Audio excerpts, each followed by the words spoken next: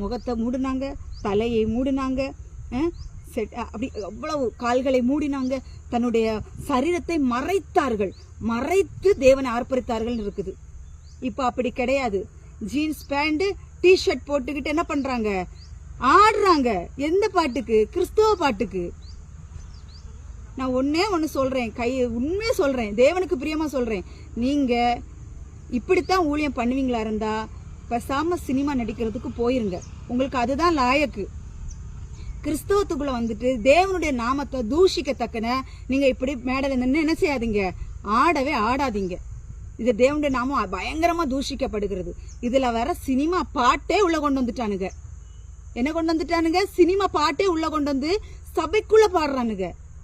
அறுவருக்கு தக்க கூடியவனுங்க இவனுங்களெல்லாம் ஊழியக்காரன் வேற சொல்றாங்க. இதுக்கு இவனுக்கு கை தட்டுறதுக்கு இவனுக்கு பின்னாடி ஒரு கூட்டம் மக்கள் வேற.